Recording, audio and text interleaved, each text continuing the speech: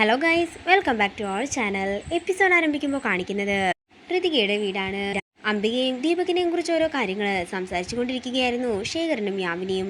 അതേസമയം രണ്ടുപേരും കൂടി താഴേക്ക് ഇറങ്ങി വരികയാണ്.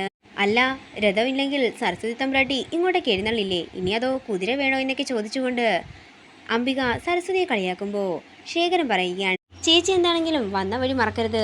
ചേച്ചി ഒന്നുമില്ലെങ്കിലും സൂര്യമംഗലം തറവാട്ടിലെ ജോലിക്കാരിയായിരുന്നു എന്ന് ശേഖരൻ ചോദിക്കുമ്പോൾ ഇത് കേട്ട് ദേഷ്യത്തോടെ നിൽക്കുകയാണ് അംബിക.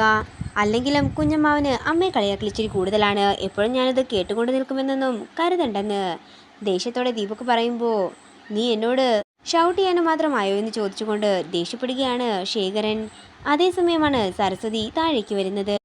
മോനും മോളും ഇതുവരെ വന്നില്ലേ എന്ന് സരസ്വതി ചോദിക്കുമ്പോൾ അവര് വന്നില്ലെന്നും വിളിച്ചു നോക്കാമെന്നും ശേഖരൻ പറയുന്നു. അതേസമയമാണ് രാജു ഋതികയും അങ്ങോട്ടേക്ക് എത്തുന്നത്.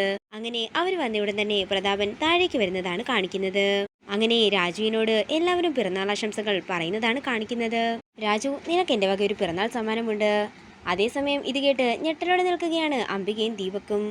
പുറത്ത് നീ വന്നപ്പോൾ ഒരു കാറ് കിടക്കുന്ന കണ്ടില്ലേ, അത് നിനക്കുള്ള പിറന്നാൾ സമ്മാനമാണെന്ന് പ്രതാപൻ പറയുമ്പോൾ ഇത് കേട്ട് അമ്പരപ്പോടെ നിൽക്കുകയാണ് രാജു. എനിക്ക് കാറ് വേണ്ടെന്നും സാറ് തന്ന ബൈക്ക് മതിയെന്നും ധിക്കരിക്കുന്നതായിട്ടൊന്നും കരുതരുതെന്നുമൊക്കെ രാജു പറയുമ്പോൾ പ്രതാപൻ പറയുകയാണ്, അത് നിന്റെ ഇഷ്ടം, ഇത് എൻ്റെ ഇഷ്ടം. തുടർന്ന് ഋതികയുടെ കയ്യിലേക്ക് താക്കോല് കൊടുത്തുകൊണ്ട് അത് സൂക്ഷിച്ചു വെക്കാനും ആവശ്യമുള്ളപ്പോൾ എടുത്താൽ മതിയെന്നും പറയുകയും ചെയ്യുകയാണ് പ്രതാപൻ. പിന്നീട് കാണിക്കുന്നത് അംബികയും ദീപകിനെയുമാണ്. മുറിയിലേക്ക് ചെല്ലുന്ന ദീപക് അംബികയ്ക്ക് നേരെ ദേഷ്യപ്പെട്ടുകൊണ്ട് ചെല്ലുന്നതാണ് കാണിക്കുന്നത്.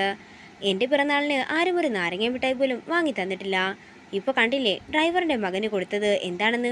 കുട്ടിക്കാലം മുതൽ നീ എന്തൊക്കെ ആഗ്രഹിച്ചിട്ടുണ്ടോ അതൊക്കെ നിന്റെ ഈ അമ്മ വാങ്ങി തന്നിട്ടില്ലേ, പിന്നെ നിനക്കെന്തിനാ ഇനി അമ്മാവന്മാരെന്ന് ചോദിക്കുകയാണ് അംബിക.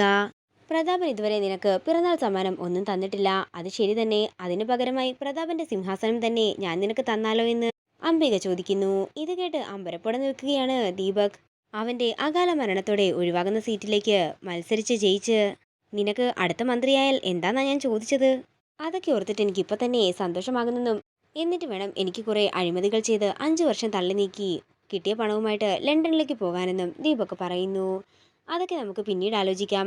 ഇപ്പോൾ ഒരു കാര്യം ചെയ്യാം, അവരെന്താണെങ്കിലും ആഹാരം കഴിക്കുകയായിരിക്കുമല്ലോ, നമുക്ക് അങ്ങോട്ടേക്ക് പോയി അവരുടെ സമാധാനം കളയാമെന്ന് പറഞ്ഞ് അംബികയും ദീപക്കും കൂടി അങ്ങോട്ടേക്ക് പോകുന്നതാണ് കാണിക്കുന്നത്. തുടർന്ന് അവർ ആഹാരം കഴിക്കാനിരിക്കുന്ന സ്ഥലത്തേക്ക് ചെന്നുകൊണ്ട് രാജുവിനെ അപമാനിക്കുകയാണ് അംബിക. അംബികെ, എൻ്റെ കയ്യിലും കുറച്ച് കാര്യങ്ങൾ പറയാനുണ്ട്, ഞാൻ പറയട്ടെ എന്ന് സരസ്വതി ചോദിക്കുമ്പോൾ ഇത് കേട്ട് ഞെട്ടലോടെ നിൽക്കുകയാണ് അംബിക. പക്ഷേ നിന്റെ സംസ്കാരമല്ല എൻ്റെ സംസ്കാരം, അതുകൊണ്ട് ഞാനൊന്നും പറയുന്നില്ല. പിന്നെ രാജു ഋതികയും കുടുംബവുമായിട്ട് എത്രയും പെട്ടെന്ന് ഏതെങ്കിലും ഒരു വീട്ടിലേക്ക് താമസം മാറ്റണമെന്ന് സരസ്വതി പറയുമ്പോൾ അത് പിന്നെ അച്ഛനും അമ്മയ്ക്കും പ്രയാസമുള്ള കാര്യമാണെന്ന് തോന്നുന്നെന്ന് രാജു പറയുന്നു. എങ്കിൽ നമുക്കൊരു കാര്യം ചെയ്യാം, ഇപ്പോൾ അങ്ങനെ തന്നെ പോകട്ടെ. പിന്നീട് ഞങ്ങളൊരു തീരുമാനം പറയുമ്പോൾ നിങ്ങളും അതിനൊപ്പം നിൽക്കണമെന്ന് പ്രതാപൻ പറയുമ്പോൾ അതിന് സമ്മതം മൂളുകയാണ് രാജുവും ഋതികയും. പിന്നീട് കാണിക്കുന്നത് ജയനെയും കൂട്ടുകാരനെയുമാണ്.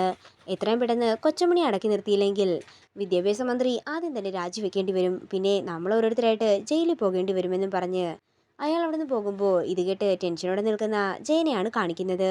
പിന്നീട് കാണിക്കുന്നത് ഹരീഷിനെയും ശ്രീലക്ഷ്മിയുമാണ്. അവരുടെ വീട്ടിലേക്ക് രണ്ടുപേരെയും കാണാനായി എത്തിയിരിക്കുകയാണ് രാജുവിൻ്റെ കുടുംബം. ഇത് കണ്ട് സന്തോഷത്തോടെ ശ്രീലക്ഷ്മി ഓടിച്ചെല്ലുന്നതാണ് കാണിക്കുന്നത്. മോനെ, ഈ സമയത്ത് ഒരമ്മയുടെ കരുതലാണ് ഇവൾക്ക് വേണ്ടതെന്ന് വേണു പറയുമ്പോൾ എന്താ അച്ഛൻ ഉദ്ദേശിക്കുന്നതെന്ന് ചോദിക്കുകയാണ് ഹരീഷ്. ഇതോടുകൂടി ഇന്നത്തെ എപ്പിസോഡ് ഇവിടെ തീരുകയാണ്. വീഡിയോ ഇഷ്ടമായെങ്കിൽ മറക്കാതെ ലൈക്ക് ചെയ്യുക, ഷെയർ ചെയ്യുക, കമൻറ്റ് ചെയ്യുക. കൂടുതൽ സീരിയൽ അപ്ഡേറ്റ്സിനായി മറക്കാതെ സബ്സ്ക്രൈബ് ചെയ്യുക.